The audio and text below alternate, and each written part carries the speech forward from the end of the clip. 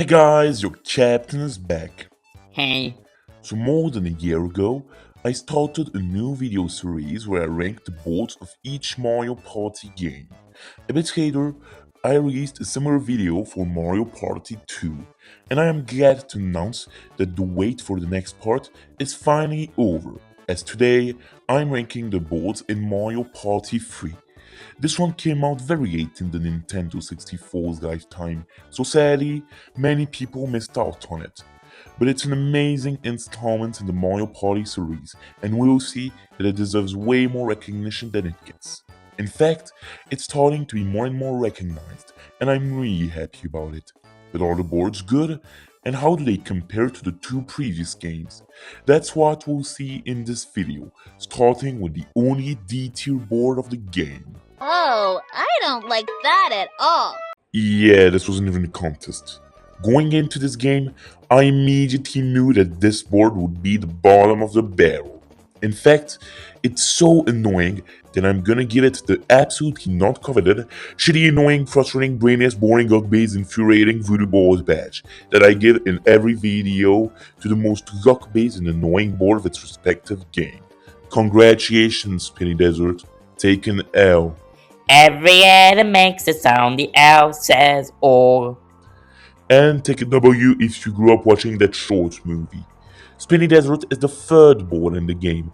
It wasn't necessarily a bad idea, but it's the way that the developers executed it that made it atrocious. The main gimmick of the board is simple. As you know, traditional Mario Party game require you to go through boards and get at least 20 coins. Then head to the star spot to buy a star for that amount. Well, Spinny Desert puts a twist on this rule. There are two star spots on the board. One is the real star spot, but the other one is a mirage, meaning that if you get here, it will just disappear. The mirage star's location is changed every time someone manages to buy the real one. You might wonder why it makes this board so bad. The reason is simple. The way this board is made means that more often than not, the two star spots will be placed on different split paths, meaning that you can't really just try the first star spot and then go to the second one if it turns out to be Mirage. In other words, that means that you have to trust your gut and hope the one you chose is the right star spot, or else you will have to loop the entire board again to get back to the part where you can choose the other split path, and you can therefore say bye bye to that star, as one of the three other players will most likely get it before you. Wow, Desert Themes in Mario just keep taking the L. And now I hear you. How do you know which star is the real one? That's the fucking neat part. You don't. Yep, that's right. In the end, if the stars are on two split paths, everything will end up boiling down to luck. You will have to go with the flow and hope for the star spot you picked to be the real one. And then it always ends up the same way when you're playing with friends. The Ragatha of the group takes a Mirage Star, she laughs it up like in the commercials, she's way too happy for what she's going through, nobody else says a word, and everyone ends up cringing. The worst thing is that fixing this would be relatively easy. You just have to put riddles on several spaces of the board, or shops that will sell them. The riddle indicates where you should go to find a real star. This would honestly make the board way more brainful instead of brainless, because you would actually have a way to know which one is the real star spot, and you would actually have to think to win. They could even rhyme just for the heck of it. I don't know, they could sound like the scary night skies you should never dread. For the star is with the living dead near Boo, or for something more complicated, the answer is not optimistic nor cruel, for the star is in a place both delicious and painful, near the cactuses.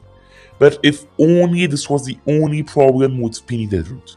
See those quicksand areas on the center of the board? If you land on one of the happening spaces here, you're teleported to the other quicksand area.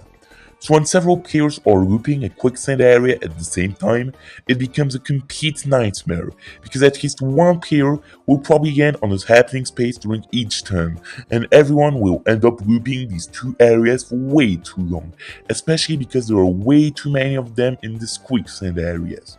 Once, I already got stuck on one of these for 1/3 of the game.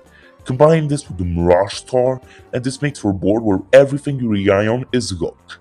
However, there is one thing that I actually like with that board.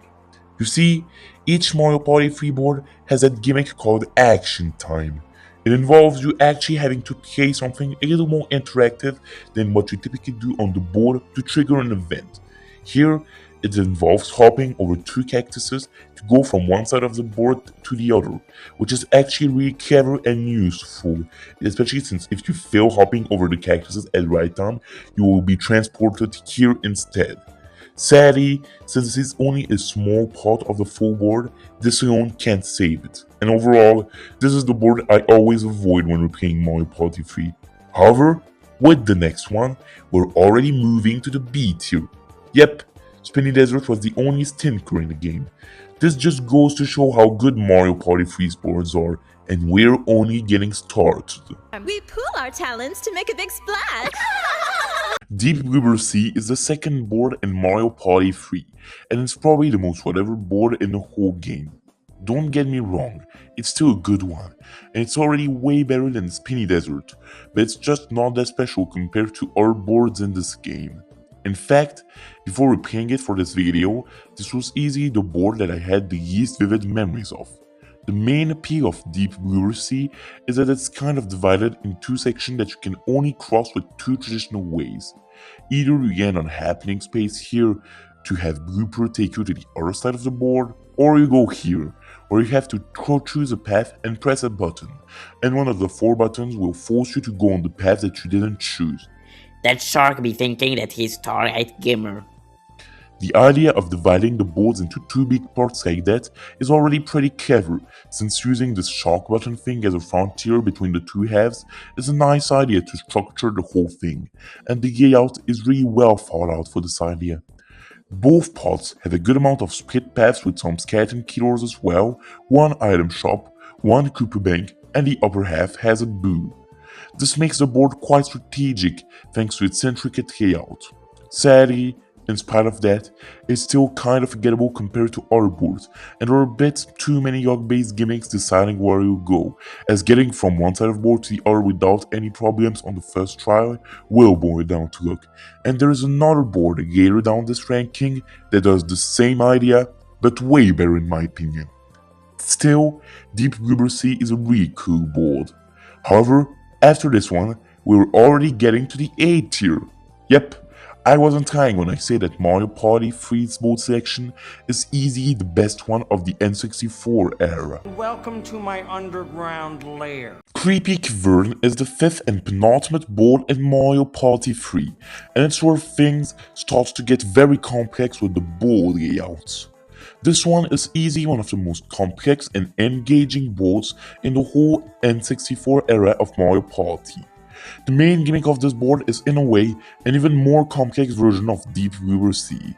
The board is divided into not 2 but 4 sections, and various obstacles are here to prevent you from going from one side to the other. There are skeleton killers to move from left and right, and vice versa. Meanwhile, the vertical sides are separated by a womp who is constantly sleeping. You have to either use a skeleton key or land on a happening space to make him move to the other side in his sleep. Another way to move from left to right and vice versa is to land on a happening space on the rails, which will start an action time minigame that allows you to get on the mine cart that takes you to the other side. Combined with a very high number of different split paths, this offers so many different layers of strategy to this board, as it allows you to use the items at their fullest potential to go from one side to the other, like using a reverse mushroom to go on the rails of the other side more easily, using skeleton keys to get to the other side before everyone, or even using golden mushroom to loop one side at once. This board makes the best use of the item system of Mario Party 3 that it can, which is already the best item system so far in the series. I mean, there's only 2 item systems so far, because Mario Party 1 decided it wanted to be like one of the voodoo shitty hyper-casual games. The moving mechanics are well spread across the board too, as wherever you are, there is always a place for you to move from one side of the board to the other within the next turn. Combining the split paths in the 4 sections with all of the different ways you can cross them, this board makes the absolute best use of everything it had to make a deeper version of Deep Blue Sea with much more strategy and a better use of the item system of Mario Party 3. 3 months of winter coolness and awesome holidays. And we're already at the S tier boards now. Yep, Mario Party 3 is so good that half of its board got the coveted S tier. That's how amazing this board selection is. This tier is reserved for boards that I consider perfect. Even if I tried to come up with a problem they have, it would probably come off as nitpicking. Chi Warriors is the very first board in the game. It's also one of the only 2 snow-themed boards in Mario Party as a whole. It does an excellent job at showcasing how Mario Party 3 is the first game to truly master the board gameplay perfectly. In a way, this is what would happen if DK's Jungle Adventure from Mario Party 1 was actually engaging to play and not frustrating. Which is wild considering that DK's Jungle Adventure is the very first board of the very first game. First, the board has the perfect size. It's not so small that you end up looping the same areas too often, but not too big for a first board, as the lake in the center of the board does a very good job at organizing the different split paths of the board. About that, this lake is the perfect way to add a layer of strategy and brutality to the board. When a player steps on the icy lake, there may be sometimes a chance that the ice starts cracking, forcing everyone to be standing on it to run away right here. It works because the first time someone steps on the ice, that can never happen, and each time the next player going on it may cause the ice to crack, the game warns you that from now on, as long as the ice hasn't cracked, anyone who walks on it is taking a risk, which makes this whole thing work way better. You can choose to play it safe to get the star, or try to take a chance by taking a shortcut through the icy lake. Then, the action time of this board is also really good. If you land on a happening space, a snowman will throw a snowball that he will go from the northeast of the board to the center west, or from the northwest to the northeast. You can jump to avoid it, and if you don't jump, the snowball will chase your player down the path until it makes a turn. It works because not only can you avoid it easily, unlike the border in DK's Jungle Adventure that could often ruin anyone's chance to get the star, you can also choose to get pushed back by the snowball, because sometimes that pattern makes it so it will be an interesting option to let the snowball chase you down to take a nice shortcut to the star. In fact, you can even bribe a snowman to ask him to throw a snowball. Overall, Chi Warriors is easily the best opening board I've played in the Mario Party game so far, and I think the only opening board that I've played before starting this series that could dethrone it in the opening board ranking are Mega Wiggles 3 Party from Super Mario Party Jamboree or Toad Road from Mario Party 9, as both also understand how to be a good starting board perfectly. That's when you know Rubim is a Gen Z. W Ohio Riz. Waluigi Island is the 6th and final board in the game, and it's easily the most popular one among people that played Mario Party 3, almost always topping people's rankings of this game's boards. And while there's another board that I prefer over this one, I still think this is one of the best boards in the N64 era of Mario Party, and that it does deserve its popularity. Already, the theme of this board is really cool. Usually, the final board of a Mario Party game is a Bowser board, either a lava board or a space board, or in Mario Party 1's case, both of them. However, Mario Party 3 really found the perfect way to make a final board that stands out from anything else, surprises the player, and still manages to be as climactic as the finale in spite of this. You can get choose from Mario Party. Because this game kind of made Waluigi one of the main antagonists, who actually overtakes Bowser and becomes your main rival on this board when playing story mode. And his board is unique, fun, and most importantly, actually brainful instead of brainless. Just like Peach's birthday cake from Mario Party 1, it's a board that is very brutal and chaotic with a lot of different traps, brutal mechanics, and game-changing events. You might be wondering why this board is an S tier. given how much I slandered Peach's birthday cake in the original Mario Party games ranking? Well, the answer is simple. First, the addition of items changes everything for this board, as so many traps go from being luck-based frustration to true strategic tools you can use to get to the star easily. And most importantly, unlike Peach's birthday cake, where you're just rolling the dice, going with the flow and hoping for the best, this time, in Waluigi's Island, you actually have a lot of split paths on this board, deepening the strategic aspect of it. This bomb in the middle of the board is circled with happening space, and when the players land on those 5 times, it explodes, making anyone who's near it lose all their coins. Yes, all of them. That's really brutal, but thankfully, Mario Party 3's flawless item system makes it so you always have strategic ways to avoid this. You can use a skeleton key to unlock this door and win some time, or mushroom to get 2 dice rolls instead of 1, so you circle the bomb faster and avoid the risk of landing on the happening space. Here, there is a split path, and the lower path is longer, but the upper path has you guessed between 2 other paths, with one of them being booby trapped. So you might want to take the lower path to avoid the risk of falling into a trap, but then you notice that the upper path has boo, so there is a cool risk-reward factor here, and this also makes reverse mushrooms, which makes a player of your choice go backwards on the next turn, really useful on this board, thanks to Mario Party 3's clever mechanic of getting you using reverse mushrooms or poison mushrooms, which only allow you to roll up to 3 on yourself instead of on your opponents. The Northwestern Islands mechanic is really cool. On this island, all of the spaces will be the same kind of spaces, whether they're red spaces, blue spaces, or even more gimmicky spaces, like a game guide space or a chance time space. So that's when a mushroom can be useful to avoid losing your coins before you get to the star if it ends up being placed on this island. Overall, this board could have been a luck-based mess that just ends up being frustrating rather than fun, but by allowing each of its brutal mechanics to work more strategically with items, it turns into a board where you always have to think to win, and this allows for so many different strategies to screw over other players. In many ways, Waluigi Island is literally what Peach's birthday cake wishes it was, and it's a proof that you can have a board that's very brutal without turning it into a frustrating mess. But there's still one board that I like more. It's gorgeous! Honestly, the number 1 spot was barely even a contest. Woody Woods, the 4th board of the game, is just perfect in terms of atmosphere, gameplay, layout, gimmicks, and strategy all the way through. Luigi's Engine Room was already my favorite board in Mario Party 1.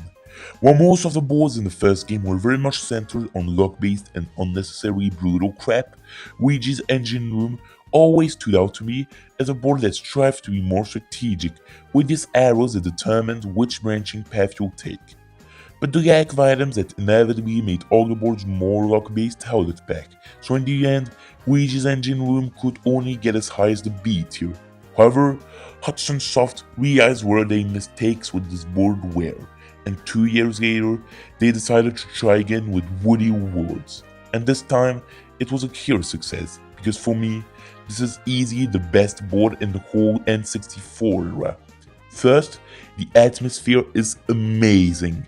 I already love how the scenery makes the best of everything you can find in a forest when you're visiting your family, for example, but also what you typically find in fairy tale books, for the result that just looks sprawling with life compared to what the N64 could handle. But you can probably understand that a cool atmosphere shouldn't be enough to be crowned best board in Mario Party 3 and in the N64 era. The true genius of this board is how perfect every single aspect of the layout is. Nothing was fumbled here, everything's almost perfect. Just like Luigi's Engine Room, this board is focused on these arrows that change their direction every turn and will decide where you'll go. But unlike Luigi's Engine Room, the flawless item system of Mario Party 3 makes it so much more strategic. You can use Reverse Mushroom to get to the star easily, poison mushrooms if the arrows aren't pointing to the direction you want to take right now, or a golden mushroom if the two next arrows are both pointing to the next direction and you want to be sure to get them in one turn. Then, not only that, but every other gimmicky space is placed perfectly. These little caves allow you to bribe Multimo to have them change the direction of the arrows, which can be very helpful to ensure the next turn will play in your favor, or even to be an absolute jackass and screw over other players. Happening spaces will make Multimo change the direction regardless of anyone's will, however. The skeleton killer on the southeast allows a lot of strategy as well, to avoid a Koopa bank to ensure you have enough coins to buy the star, or if the arrow right next to it is going to the left when you want to go to the right. The action time is also engaging, as Wood Eater 3 allows you to get one of two items, and there is even an evil version of him later on. He gives bad prizes, but the reverse block can also be used strategically. And this board has a perfect size. It fits perfectly for you to remember all the arrow spaces while also having a considerable amount of them and enough speed pass that you can choose between without arrows besides those. And you practically have to be strategic to win on this board every time you play. Woody Woods is easily the best board in the whole N64 era, and it was an easy choice for the number one spot. After this, I completely understand why Fluttershy wants to be 3 so badly.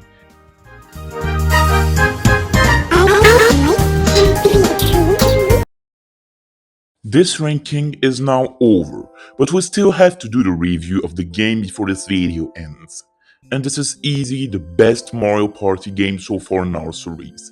It perfected the formula of the classic Mario Party era. Mario Party 1 introduced that formula, but it was still notably lacking in a lot of areas, with too many minigames that felt half-baked and boards that are literally just luck-based slot machines. In other words, they belong in a mobile game.